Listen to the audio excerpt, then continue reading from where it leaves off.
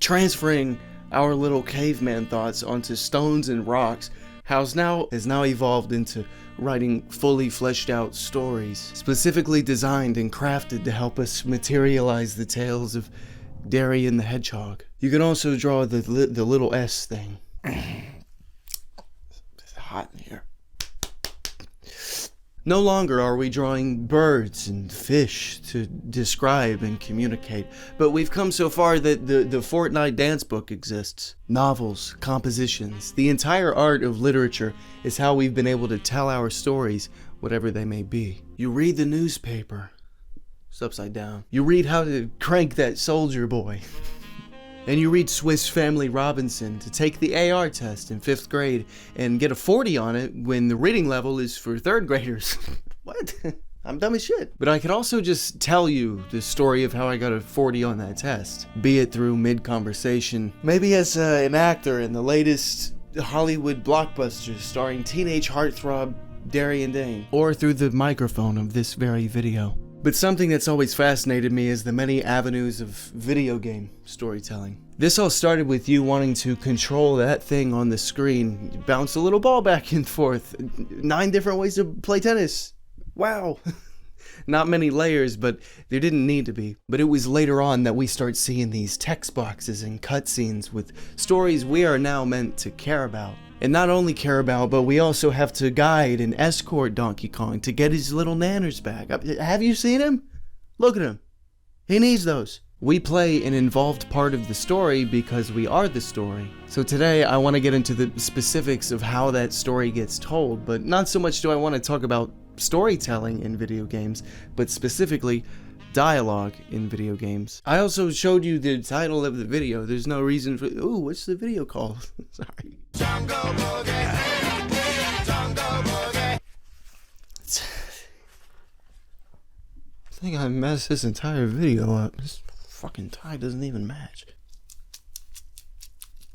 Text boxes are straight to the point dialogue and narrative, but they also leave themselves open to interpretation, for our imaginations to mold and discover our own versions of these themes and characters. But mere words could never prepare for the I was left alone in a fucking Pizza Hut when I was 7 tang I'm going to relate and associate to every story I consume. There's always going to be a bit of the curtains were blue type situation going on when you read someone else's words.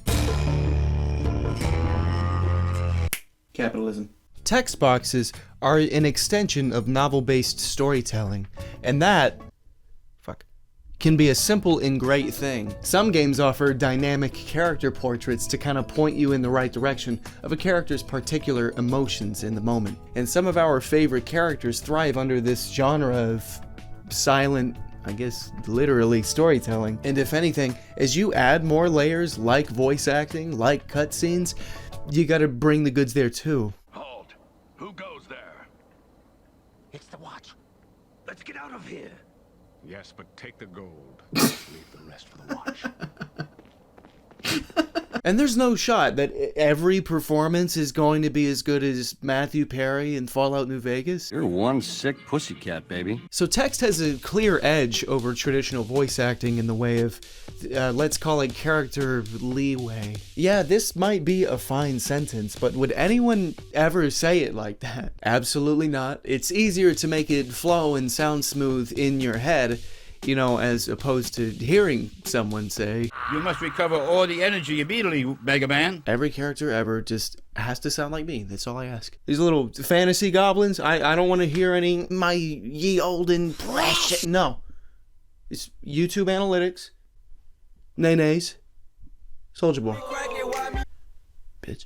Reading can have its downsides though. Your interpretation and personal relation are great, but reading requires your full attention and intention. You can't put a book on in the background and you wouldn't steal a car. I can read a sentence several times and know all of the words. I do know all of the words. I know a lot. Cacophony. But if I am not completely bombastic, but if I am not completely invested, it's just, Our love is like a summer breeze. if you can tap into this, dare I say, focus skill, congrats. You're not a little monkey, little chimp like me. Shake it around. The first known video game to feature voice acting is actually a neat little Laserdisc title released in 1983 known as Vice City on PS2. But have you ever read a book with a character written a certain way and you kind of conjure up what they're like in your head, and then you see the one in the movie and you feel a little...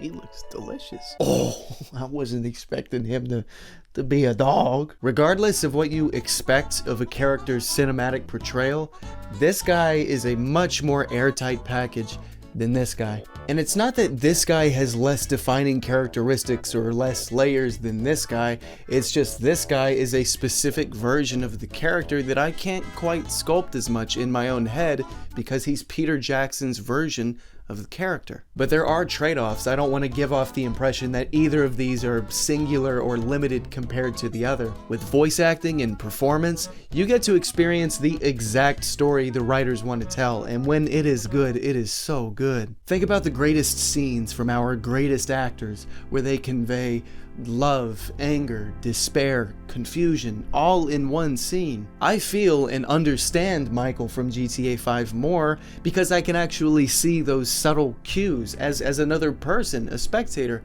you know, as opposed to the GTA book telling me he then gave subtle cues to the reader. It's hard enough to be well written, but well written and well performed, that's gotta be worth something. But I'm not even sure if it's fair to dissect the themes and layers of the cutscene of a game that looks like this, but that makes it so much more special when it is solid. So how many good stories are tarnished by bad performances? Well, more than a few, and again, not everyone can be Nathan Drake and John Marston. So if you've got a great story, great performances, you know, you're probably in third person, some over-the-shoulder type action. You gotta squeeze through this wall here, you know. Damn, we're in a tight spot. And you just really gotta press square. And the camera just got a Nintendo 64 for Christmas. Okay. You get to flirt a little bit here. You get to dip your toes in a few different pools at the same time. You feel me? You have a little Mary Jane. Have a little Gwen Stace. Maybe a little Ursula. Don't get greedy, okay? Because in that's 2 days in school suspension, you're sitting next to the kid that's eating a tray full of ranch for lunch. And you don't know what a hypotenuse is, so let's behave. A bit of text box, bit of dialogue. This is what I call grunt acting. You got the full writing of the text box, but it's either accompanied by a small amount of the actual line or a cute little grunt to get the point across. Yours truly cannot go a single video without bringing up the quintessential mid-20s white guy, heavy artillery, and I'm talking The Legend of Zelda. But its characters are some of the best at this. They're visually memorable, and yeah, that helps. But you can also just feel out how chocolatey and round Beetle is as a character, because the small amount of voice that does show through is really great, and it further identifies the character without going too above and beyond. Oh, thank you, bye. With newer games, I often see the question, why doesn't it have voice acting? It's $60. Like that's some sort of modern game mechanic slapped onto the gamer checklist, along with shit like fast travel and, you know, if you could pet the dog. That one's good though. And while some of these AAA games have had to cut corners or they struggle with time constraints, shouldn't voice acting have a purpose? It's an artistic decision. Does it enhance the story? Does it have a reason? In this game, we're doing all the different things, and that's why we have voice acting.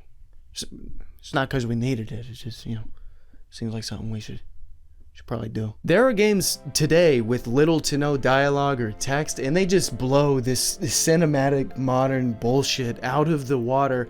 I also understand that this looks like it's worth a lot more money than this. But with that, I've only mentioned best case scenarios. Sure, voice acting should have a reason to exist, but does it actually?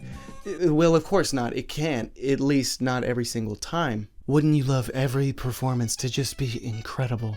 Or incredibly horrible, because that rocks too. Funny is good. But most all of it just sits here right in the middle in this completely uninteresting, boringly average bullshit that is somehow more offensive and worse than just being outright horrendous. This might as well be the truly bad category. But good game, bad story is actually a common feeling I have about a lot of my favorite games. So who cares? I'm full of shit. I mean, an average anything still has its purpose because it lets us know when we find something truly great. That's why it's average. And while I know it is physically less to offer, text interpretation is just so dope. I think I'd rather read Breath of the Wild's Zelda voice rather than hearing this chiseled, sculpted version of a character I'm not invested in. Oh, she's British. Oh, that means it's good. So I guess my point is, do you want to read a shitty story or do you want to sit back and watch a shitty story? Because in that case, I think I just wanted to blast through all of this and just get back to snowboarding. It ain't nothing like a fistful of cash or And doing the slow thing. Anyway, that's all I got. And I got some links up here. Fucking dick and balls down here.